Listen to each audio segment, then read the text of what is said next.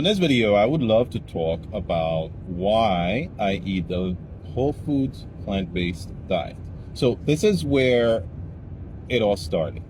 Roughly 51 years, 52 years ago, my parents decided to become vegetarian. My mom, I guess they started meditating and really getting in tune with themselves. And my mom started feeling uncomfortable with eating meat and would see things that are very disgusting, because back then they would actually kill their own animals, and then cook and all that. So it felt uncomfortable to them. They were smoking, or they would smoke. Sometimes they would drink, and they were smoking cigarettes, obviously, back then. And they also ate meat, like most people did. So slowly over time, they got to the realization that they did not want to do it, because they saw the effects of, they started learning and experiencing the effects of eating meat and eating a lot of sugar, refined sugars, refined flour, the effects of cigarettes on someone's health, of alcohol on your health.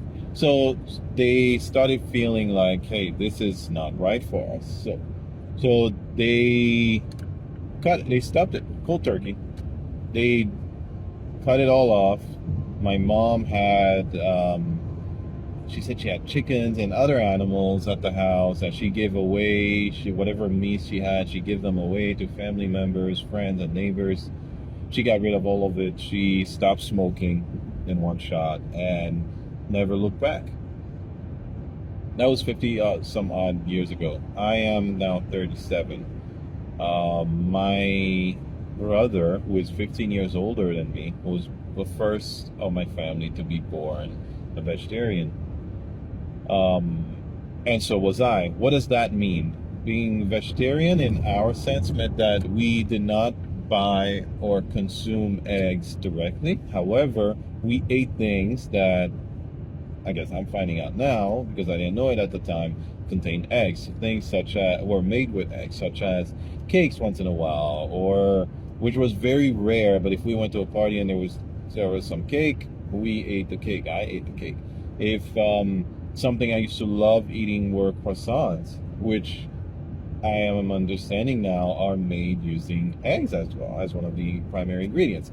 So bottom line, oh, and milk and butter. So we used to use regular butter on butter or margarine on our toast, on bread, in sandwiches. I would make sandwiches with cheese. I loved Swiss cheese for a while, shredded mozzarella cheese, all of that. We would eat those things, no problem. And the only requirement we had was that if we went somewhere, was that, hey, there cannot be any meat in there or any meat products. And if you're going to cook it, don't add any eggs to it. However, we would consume the eggs in, let's say, bread or whatever it was. Right, so that's how it's been for most of my life. And my oldest brother became vegan many years ago. I was still a teenager, and he mentioned, I remember him telling that to my mom, to my dad, and the benefits of not eating dairy and so forth. So he started. Then it was my dad. I remember my dad stopped eating white rice and corn and certain items, including dairy and so forth. Then one of my brothers was the youngest after me, became vegan. My mom did as well. But I wasn't really. When I was with them, I never intentionally cooked anything that had any cheese. At that point, the only thing I was consuming was cheese, right? Dairy. Cheese and milk, I guess. Well, not even milk, because I stayed away from milk. I started staying away from milk, and I would consume soy milk. But I would still eat cheese. I love cheese. Oh my God, New York City pizza. I live in Long Island, and I would sometimes drive to New York City in order to buy pizza, because their pizza was so good. The crust is just perfect. It's thin, a little crunchy, but soft at the same time. And then the pizza sauce, the cheese, all of that. was, sorry, was great, and I loved it. I couldn't stop eating it. I would have bagels with cheese and vegetables, obviously lettuce, tomato, onions, and so forth.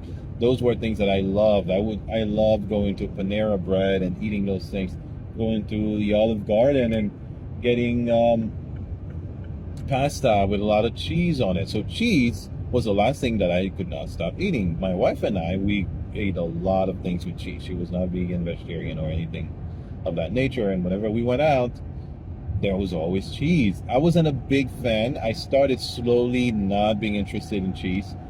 And what I would do was then to, if we go somewhere and they're asking me if I want cheese on my soup or my salad or something, I would always say no. Unless, of course, I bought some sort of pasta that contained cheese. So, fast forward to about 8 years ago, her and I, while we were still together, about 8 years ago, I decided that I would not, I'm sorry, 6 years ago, not 8 years ago. 6 years ago, I decided that I would stop eating cheese. And therefore, whenever we ate somewhere, or we ate something, I just refused to order anything that contained cheese. I tried to stay away from it as much as possible, right? I wasn't very strict with it. Then, once we moved to our new home, once we bought our home, we moved here, my daughter was born, that was it.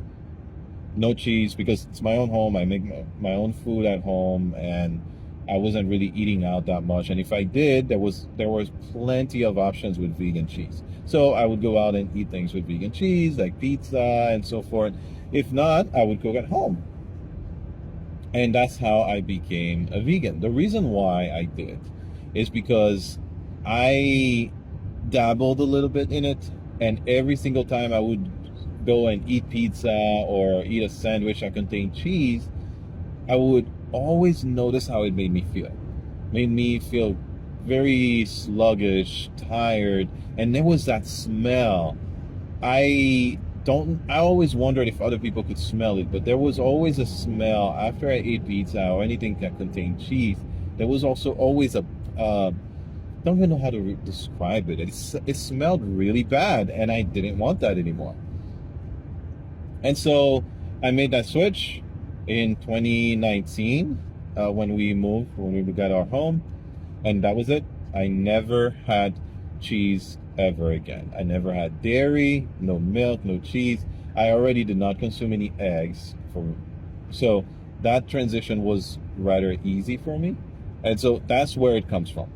Now, why do I choose not to eat animals or animal-based products? Well, I don't want to consume anything that is either part of or causing harm to a being that has eyes, that has a heart, that bleeds red just like me, or that has a family and that belongs to a society, right? I refuse to consume those things because it feels wrong to me. I cannot, it just feels wrong. It's not even something that I have a solid conviction about that I want to fight for. It's just feels wrong, and I'm going by how it feels to me.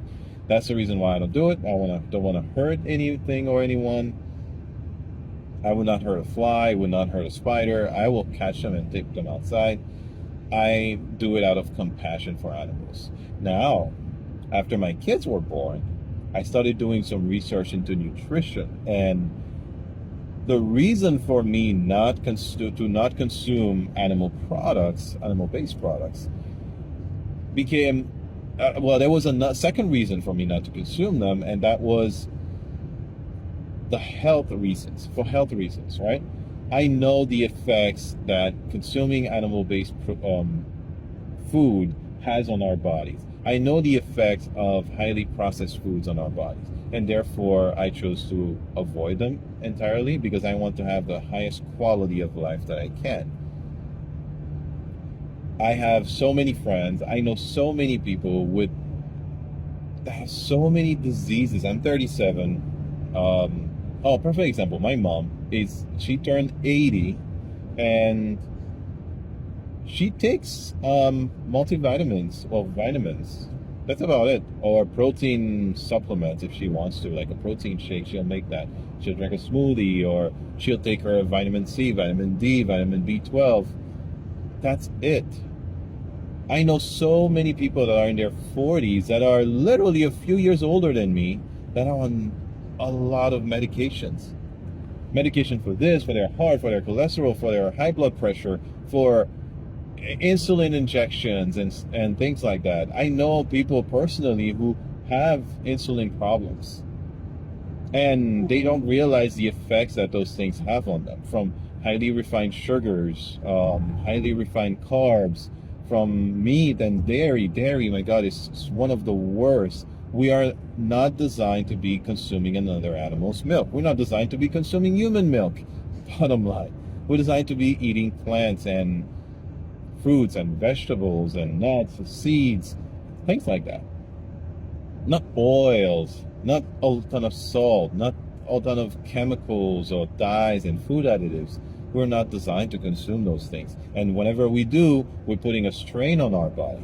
Now, some people are proponents of a carnivore diet. The reason why the carnivore diet helps people is because those people, being conscious of what they're consuming, cut out a lot of sugar, a lot of seed oils, a lot of additives, a lot of chemicals, dyes and things like that from their food. They try to buy meat that is, I guess you could say, ground, what is it, grass fed or whatever it's called, because it's closer to its natural state.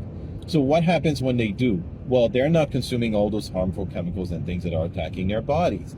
When they consume the animal products, the only effect that it's having is that it's actually clouding their blood and the plaque in their blood. It's actually giving them saturated fats, and those things aren't good for you. But if your body is not constantly bombarded by all those chemicals and things that are in regular food, what ends up happening is that your body is better able to digest the meat, the animal food, animal-based food, and it's able to fight against whatever effect the animal foods have on your body. Now, if you're eating the traditional American diet, not only are you consuming the animals, which have the trans fat and all those side effects that your body has to fight against, your body's fighting against all the seed oils, all the sugar, all the salt, all the additives, all the food coloring. Then your body just cannot keep up. All right, so that's the reason why if you switch to a carnivore diet, we see a lot of people start feeling much better because they get rid of all those other things that are hurting them. And the animal-based food, well, yeah, it hurts you, but your body is strong and can defend itself, can fight it off. Now, when you eat a whole foods plant-based diet, not only do you remove all those chemicals, you don't have any of the animal protein in your diet. You also don't get all the stressors, all the hormones, all the things that are injected in the animals. And if you do it right, you also avoid the pesticides that are sprayed on the plants. You have no idea how great you can feel. I know how good it feels because I've been eating whole foods plant-based for quite a while, and then we decided, hey, let's have some plant-based nuggets. Let's have some vegan ice cream. And oh my God, it felt so horrible immediately. Like my body was fighting back, trying to defend itself. People just get used to feeling bad and it becomes their normal, and they think that that's how they're supposed to feel. They always have phlegm, they always have a runny nose or something, and it doesn't have to be that way. All right, so that's where it all comes from. I wanted to share that because someone asked me recently, hey, how come, why? Why are you doing it? Is it to save the animals and all that? I believe that everything that happens for a reason, and it's all fine. Even people that are suffering, at the end of the day, they're in a position where, yes, they are suffering, but that's their life existence. Same for the animals that suffer and that get killed.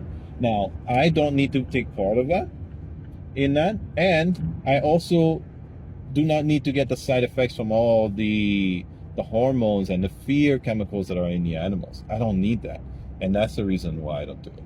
All right? Thanks for watching.